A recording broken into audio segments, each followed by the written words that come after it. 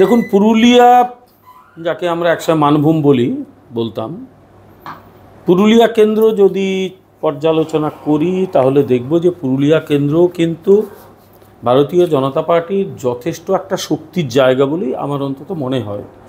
এটা গত বিধানসভা নির্বাচন, গত লোকসভা নির্বাচন যদি দেখি, বিধানসভা নির্বাচনে পশ্চিমবাংলায় বিজেপির কতগুলো জায়গায় খারাপ ফল হলেও ত্রিপুরায় খুব পুরুলিয়াতে খুব খারাপ ফল হয়েছিল বলে অন্তত মনে হচ্ছে না। কারণ ওখানে যে 7টা বিধানসভা ক্ষেত্র, তার মধ্যে বলরামপুর ওটা বিজেপি জিতেছিল, বাগমুন্ডিতে তৃণমূল কংগ্রেস, জয়পুরে বিজেপি, পুরুলিয়ায় বিজেপি ক্যান্ডিডেট আছেন, মানবাজারে টিএমসি, কাশীপুরে বিজেপি, পাড়াতে বিজেপি, অর্থাৎ 5টা বিজেপি, 2টো তৃণমূল কংগ্রেস। এরকম একটা জায়গা যেখানে বিজেপি 2019 লোকসভা নির্বাচনে জিতেছিল এবং এতগুলো বিধানসভা ক্ষেত্র যার হাতে, অস্বীকার করার উপায় নেই যে দলটা যথেষ্টই এগিয়ে আছে। ওখানে ফ্যাক্টরগুলো কী হতে পারে দেখুন। পুরুলিয়ায় যদি এবার লোকসভার ভোট রেজাল্টগুলো একটু পলিটিক্যাল প্রোফাইলটা দেখে নিই। 2019 সালে জ্যোতির্ময় সিং মাহাতো খুবই তরুণ একজন বিজেপি নেতা এবং রাজ্যের তিনি একজন সাধারণ সম্পাদক বিজেপি অর্গানাইজেশন স্ট্রাকচারে অত্যন্ত গুরুত্বপূর্ণ পদ, সভাপতি তারপরে সাধারণ সম্পাদক। তো তিনি একজন সাধারণ সম্পাদক, তিনি জিতেছিলেন 49.33% ভোট পেয়ে 2019-এ। আর তৃণমূল কংগ্রেসের ডক্টর মৃগাঙ্ক মাহাতো পেয়েছেন 4,63,375, 34.19% ভোট। 2014-তে যদি পিছিয়ে যাই, মৃগাঙ্ক মাহাতোই জিতেছিলেন তৃণমূলের হয়ে, 38.87% ভোট, 4,68,277। ফরওয়ার্ড ব্লকের নরহরি মাহাতো 3,14,400টা ভোট পেয়েছিলেন, 26% মতো ভোট পেয়েছিলেন। বিজেপির বিকাশ ব্যানার্জি পেয়েছিলেন 86,236, 7.15% ভোট। আর কংগ্রেসের নেপাল মাহাতো, পুরুলিয়ার রাজনীতি থেকে যাকে একেবারেই উড়িয়ে দেওয়া যায় না, তিনি পেয়েছেন 2,57,923টা ভোট, 21.41। আর 2009 লোকসভা নির্বাচনে সেখানে ফরওয়ার্ড ব্লকের নরহরি মাহাতো 3,99,201টা ভোট পেয়েছেন, 44.13। কংগ্রেসের শান্তিরাম মাহাতো 3,79,900 ভোট, 42%। বিজেপির সায়ন্তন বসু পেয়েছিলেন 21,509, 2.37% ভোট। এই লোকসভা নির্বাচনের ইতিহাস 2009 থেকে। তো 2019-এ ব্যবধান ছিল সাংঘাতিক, 2,04,732। দ্বিতীয় সেটা হচ্ছে ভোটের যে বৃদ্ধি। এর আগে মৃগাঙ্ক মাহাতো জিতেন 38.87% ভোট, 2019-এ পেলেন তিনি 34.19% ভোট, 4% কমলো তার। আর বিজেপি ভোটটা বাড়িয়েছিল, 42% ভোট বাড়িয়েছিল। 2014-এ যা ভোট পেয়েছিল তার 42.15% ভোট বাড়িয়েছিল। এরকম ভোট বৃদ্ধি খুব কম ক্ষেত্রেই ঘটে। সমস্ত ভোটগুলো বিজেপির দিকে জমা পড়ে গেছে। বাম এবং তৃণমূলেরও, কংগ্রেস এবং তৃণমূলে একটা বড় অংশ ভোট চলে গিয়েছিল। এবারে যেটা হচ্ছে সেটা হচ্ছে যে তৃণমূল কংগ্রেসের শান্তিরাম মাহাতো দাঁড়িয়েছেন, কংগ্রেসের নেপাল মাহাতো, বিজেপির জ্যোতির্ময় সিং মাহাতো। এখানে একটা টুইস্ট আছে, ইন্ডিপেন্ডেন্ট হয়ে দাঁড়িয়েছেন বিশেষত কুর্মী সম্প্রদায়ের অজিত প্রসাদ মাহাতো।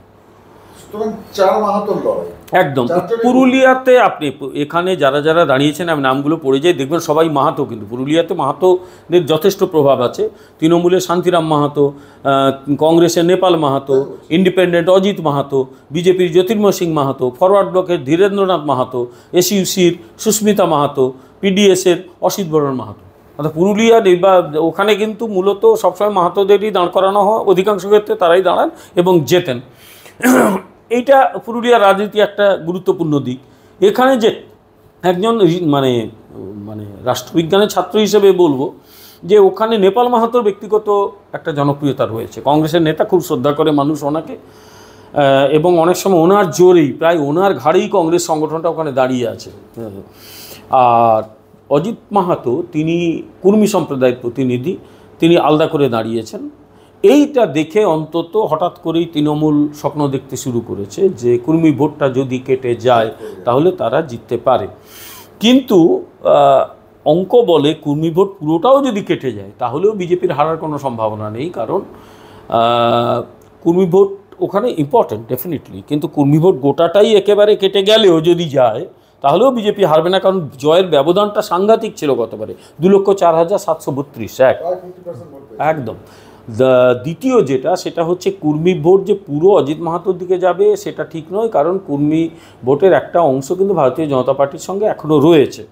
থার্ড যেটা, গত 5 বছরে ওখানে মানে একজন ইয়াং সাংসদ হিসেবে জ্যোতির্ময় সিং মাহাতোর কার্যকলাপও যথেষ্ট গুরুত্বপূর্ণ।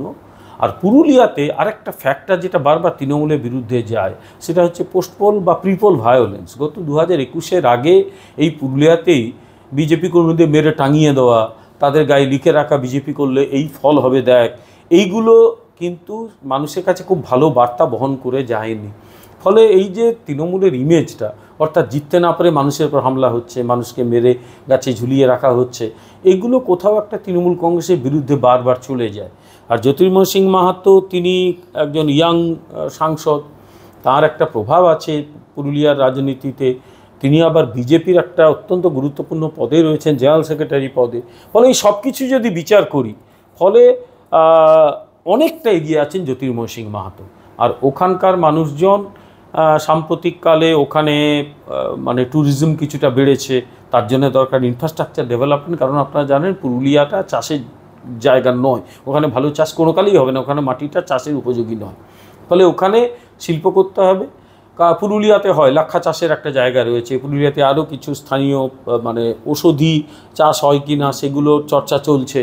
তারপর মানে ওখানে বাঘমুন্ডিকে কেন্দ্র করে, বাঘমুন্ডিকে কেন্দ্র করে ওখানে ট্যুরিজম হয়, ছৌ নাচ, পুরুলিয়ার গুরুত্বপূর্ণ ছৌ নাচ, তারপর মুখোশ শিল্প, সব মিলিয়ে পুরুলিয়ায় অনেক বৈচিত্র্য রয়েছে। সেই বৈচিত্র্যগুলোকে আরও সামনের দিকে নিয়ে গেলে এক দরকার ইনফ্রাস্ট্রাকচার ডেভেলপমেন্ট, দুই হচ্ছে সেখানে বিনিয়োগ চাই, বিশেষত ট্যুরিজম সেক্টরে। সেটা জ্যোতির্ময় সিং মাহাতো অনেকটাই করতে পেরেছেন, এবং পুরুলিয়াতে আপনি যদি যান দেখবেন ট্যুরিজম সেক্টরটা আস্তে আস্তে উন্নত হচ্ছে। এখন ক্রেডিটটা যদি আমি বলতে চাই, আমি দেখব যে জ্যোতির্ময় সিং মাহাতো একজন সাংসদ হিসেবে ডেফিনেটলি রাজ্য সরকারের ওখানে কিছু কাজ রয়েছে, অস্বীকার তো করতে পারি না, কিন্তু কেন্দ্রীয় সরকার ওখানে রেল ব্যবস্থার উন্নতি ঘটাচ্ছে, যেটা অত্যন্ত গুরুত্বপূর্ণ পুরুলিয়া পর্যটন শিল্পের জন্য। রেল ব্যবস্থার আরও বেশি উন্নয়নের কতগুলো পরিকল্পনা নেওয়া হয়েছে, কতগুলো গুরুত্বপূর্ণ জায়গা দিয়ে যদি রেল লাইন নিয়ে যাওয়া যায় সেগুলো কেন্দ্র করতে পারে।